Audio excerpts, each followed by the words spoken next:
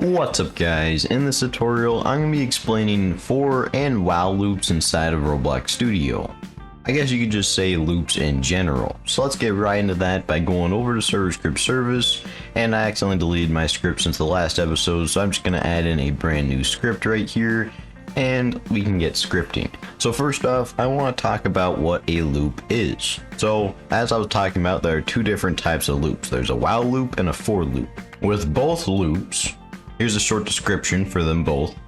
Loops, in general, are a way to repeat a certain set of instructions multiple times in your code, and they're like doing a task over and over again without having to write the same instructions again and again. So, a good way to explain this. Let's say I had a variable for my number of apples, and this is going to be equal to 5, right?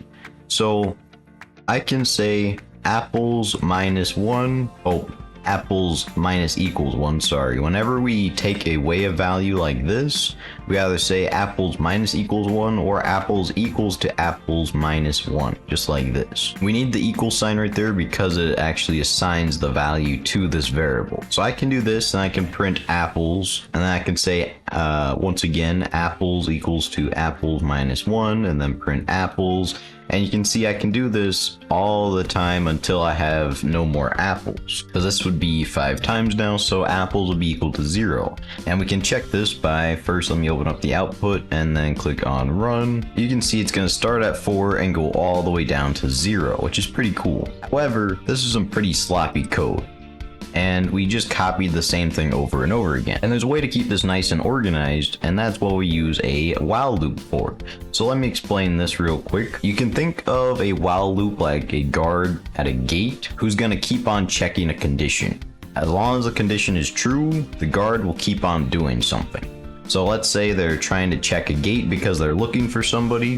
They're going to say, oh, while we are looking for somebody, I'm going to guard this gate. We can say that. Another analogy you could use, which kind of fits with the apples right here, is that imagine you have a basket of apples now, and you want to eat apples until there are none left. So you'd keep eating apples until or while there are still apples in the basket, I mean to say. How we use a while loop is we use the keyword while right here, pretty simple, and then we put a condition in the middle, and then do at the end. And when we press enter, the end will automatically appear. The condition is what we want to meet in order for this while loop to continue doing.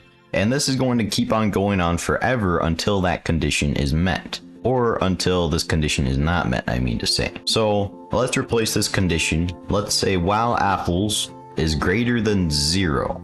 We're going to do this, and I'm just going to print apples right here, and then we can say apples equals to apples minus 1. So what this is going to do is while apples is above 0, which we know it is, it's above 5, it's going to print out the apples variable, and it's going to reduce 1 apple from the variable. And we can click on run right here and see it happen. You can see it's going to go all the way from 5 down to 1, and we can even add a greater than or equal to sign, and this will go all the way down to 0, just like this. So that is a basic example of while loop. However, there's a whole nother loop that we can get into, and that's called a for loop. So an analogy that I have for this is you can think of a for loop like a chef who knows exactly the amount of times they need to stir a pot of soup, and they're not going to stop until they've stirred it the right number of times. So how a for loop works is that we have the keyword for right here in the front, and we have a variable which is going to be equal to the start value like this, and then we have an end value as well, and then last but not least we have the step value just like this. And then we say do at the end, just like with the while loop. You'll most likely see this variable equals the start value as something like I equals to 1, and this number right here is going to be the starting value. So we're going to start at the number 1, and then for the end value we can put the value that we want it to go up to, which in this case let's put 10, and the step value is the increment in which that's going to take place. So if we wanted to do 5 right here, then it'd go up to 1, 5, and then 10. If we wanted to put 2 here, it'd go 1, I think since it's starting at 3, go 1, 3, 5, 7, 9. You can test it out actually. Let's just print out I like this and click on run. Let's see what will happen. Yep, so 1, 3, 5, 7, 9. It will stop at 10.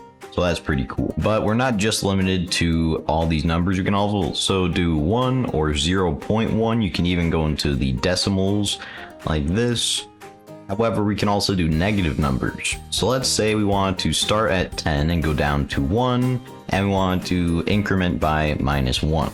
So let's click run, and you can see it's going to start at 10 right here and go all the way down to 1. And this is actually how some people make counters or timers inside of their game, which is pretty cool to do. Now, for a more practical example of how to use a for loop, let's create a new part inside of our workspace by clicking on this part button, and that should add a new part to our game. I'm just going to leave it right here. So I'm going to create a new variable. Let's say local my part, and this is going to be equal to game.workspace.part. And then inside of our for loop right here, I'm going to say my part.brickcolor, and this is going to be equal to brickcolor.random, just like this. So what this is going to do is going to change the brick color of our part to a different brick color every single time for 10 different times. And we can test this by clicking on run, and all that happened immediately because we didn't put something we call a wait time inside of there. And how we use that is we just put the word wait with parentheses, and however many numbers we put inside of here, those are going to be equal to however many seconds we want to wait. So if I put 1 inside of here, that's going to be equal to 1 second. If I put 0.1, that's going to be equal to a tenth of a second.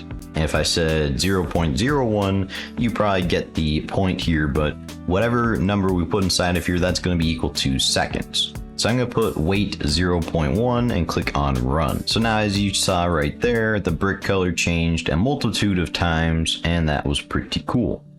So yep, that's how we use for loops and while loops. Another thing to keep in mind is that you cannot put a while loop with an infinite condition above other pieces of code.